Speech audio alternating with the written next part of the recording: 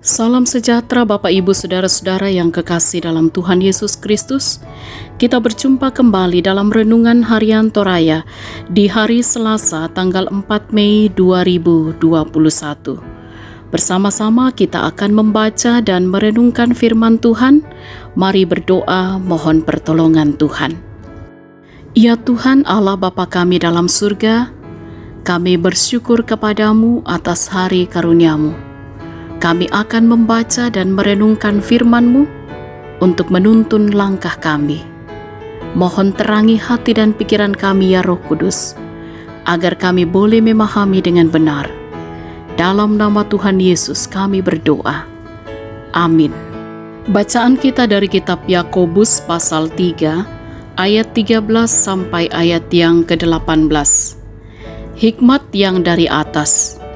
Siapakah di antara kamu yang bijak dan berbudi?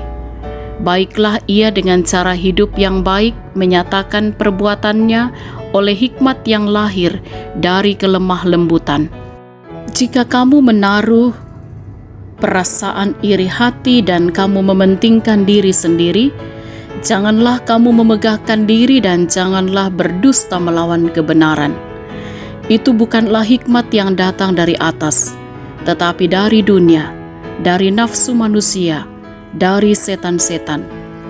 Sebab di mana ada iri hati dan mementingkan diri sendiri, di situ ada kekacauan dan segala macam perbuatan jahat.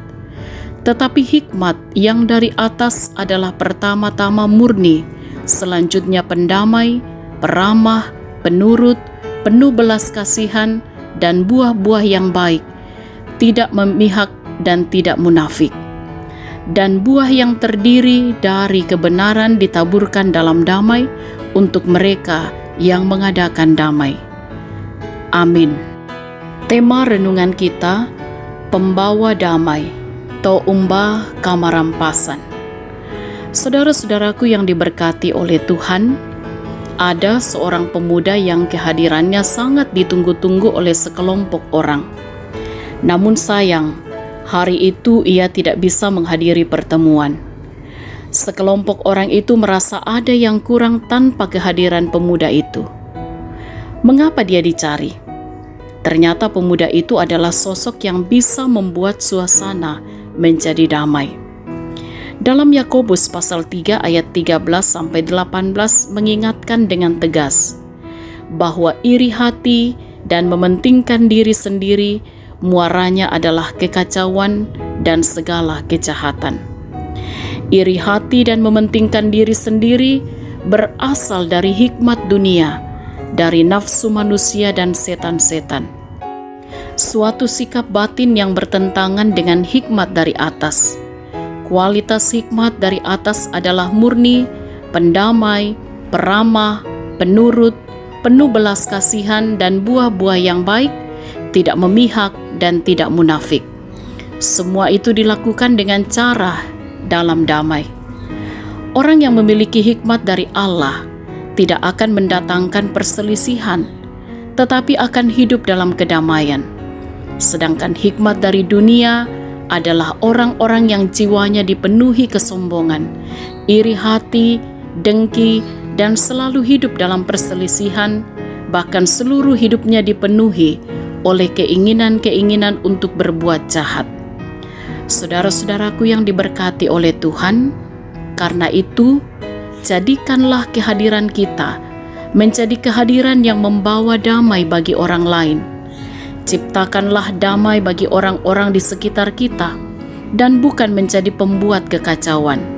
Sebab kita adalah orang-orang yang dibekali hikmat Allah untuk membawa rasa damai dan aman bagi orang-orang di sekeliling kita. Amin. Mari kita berdoa. Ya Tuhan, kami bersyukur atas kebenaran firman-Mu yang terus menuntun kami untuk senantiasa hadir di tengah-tengah kehidupan ini, menjadikan kehadiran kami membawa damai bagi orang lain. Bahkan dengan kehadiran kami pun, kami boleh menciptakan damai bagi orang-orang di sekitar kami. Tentunya kami tidak menjadi pembuat kekacauan, tetapi kami senantiasa hidup dalam hikmat Allah. Karena itu tolonglah kami ya Allah, agar oleh kebenaran firman-Mu akan terus menuntun langkah kami, hidup seturut dengan kehendak Tuhan. Karuniakan kami hikmat pengertian Allah, agar kami sungguh-sungguh menjalani kehidupan ini dengan benar. Kami mohon Engkau terus memberkati setiap kami, dalam setiap perjuangan kami, dalam setiap tanggung jawab dan peran yang Tuhan percayakan. Diberkatilah kiranya juga anak-anak yang Tuhan karuniakan, baik dalam pertumbuhan, dalam masa-masa mereka bermain, bahkan juga di dalam pendidikan mereka, dalam masa muda mereka, dalam mereka berusaha dan berjuang, menata masa depan bersama dengan Tuhan. Kiranya setiap anak-anak mereka akan bertumbuh sehat dan kuat. Mereka menjadi anak-anak kesayangan Tuhan, anak-anak muda yang takut akan Tuhan. Diberkatilah kiranya setiap orang tua untuk terus mendidik mengarahkan anak-anak dengan benar. Diberkati jugalah kiranya setiap orang tua kami yang sudah lanjut usia, menikmati masa tua karunia Tuhan. Kiranya mereka terus bahagia gembira, anak-anak akan menjadi anak-anak yang berbakti kepada orang tua. Diberkatilah kiranya dan ditopanglah mereka yang bergumul karena sakit penyakit. Tetap dikuatkan dengan hikmat Allah, agar mereka tetap sabar menanggung segala hal, bahkan mereka terus mampu menyaksikan kebaikan dan kemurahan Tuhan. Tentu harapan kami yang sakit akan dipulihkan oleh Tuhan.